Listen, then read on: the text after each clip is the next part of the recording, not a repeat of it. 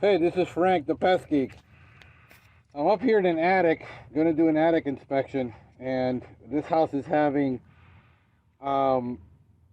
it's having white-footed difficult ant that we can't control because we're finding them over the toilet, over the vent, and we're also finding carpenter ant.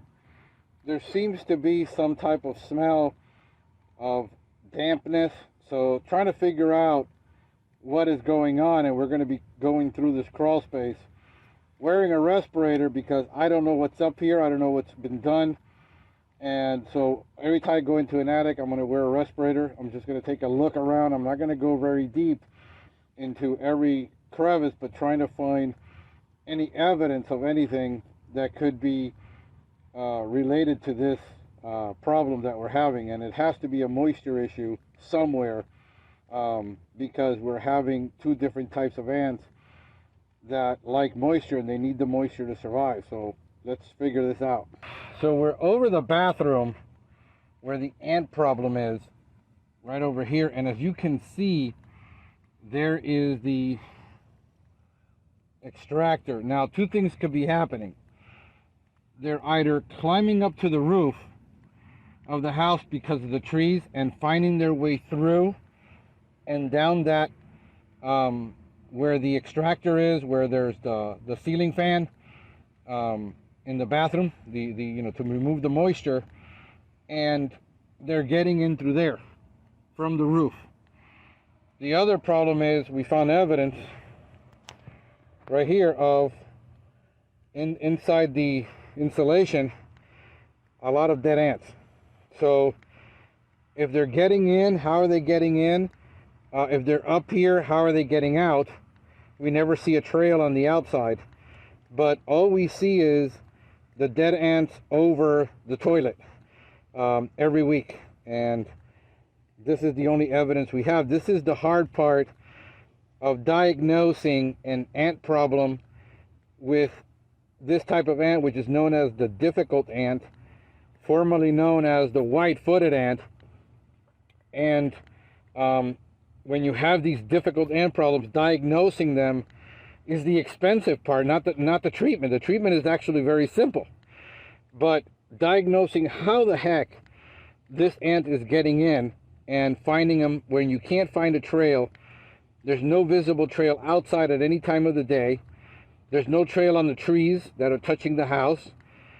Every possible entry point is being treated, and we still don't know how the heck this ant is in here surviving and coming out.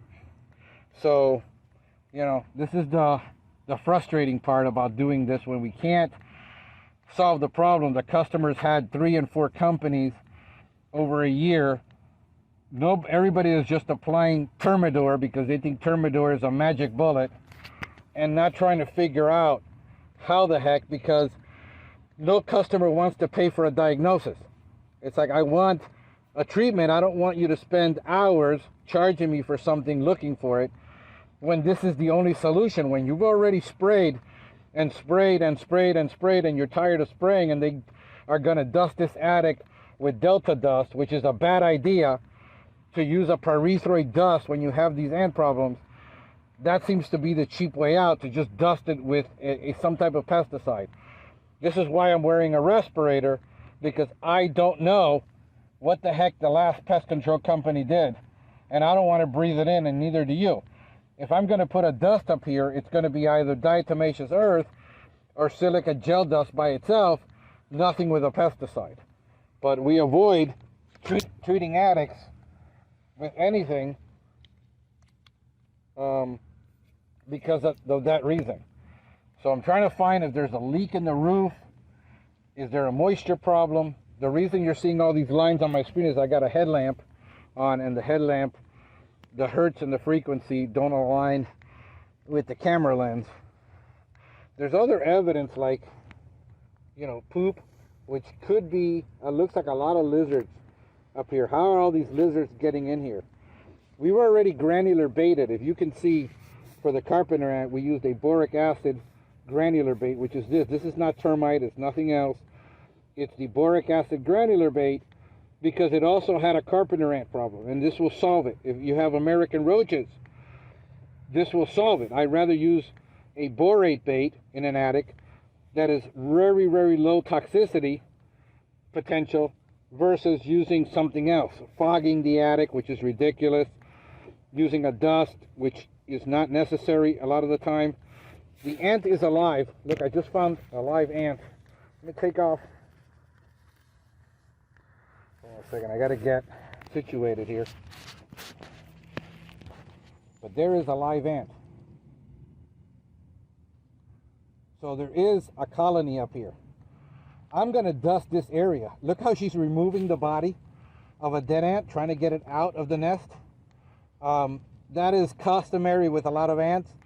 This is how fipronil works, and a lot of these non-repellent products is when they're removing the ant from the attic or from the nest, they will become contaminated with the product that killed the other ant, and it is transferred.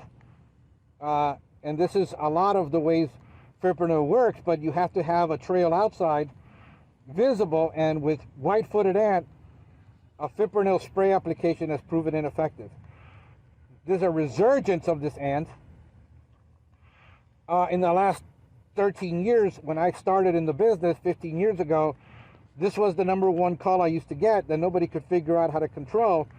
We figured out how to bait it out of the structure with a liquid bait and not have to dust the attic. The recommendation was to dust the attic at that time. We figured out later we can just use a boric acid bait outside, but we have to find the trail. The difficult part has been we have not seen the trail. We can't find a trail.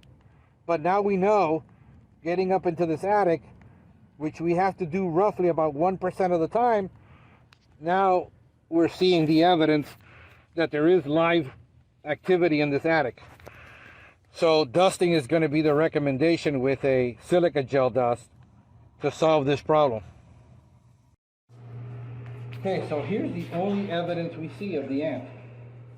Let me get close and do a micro.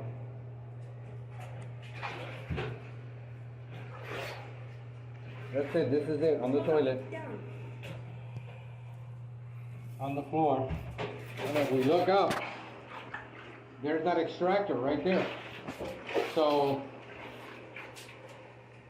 we don't know if it's, like I said, that goes straight out to the roof. It vents out straight out through the roof. So the ants are either crawling in through the roof and getting on top and crawling down, or there is an infestation in the attic. And in this case, we found the infestation in the attic.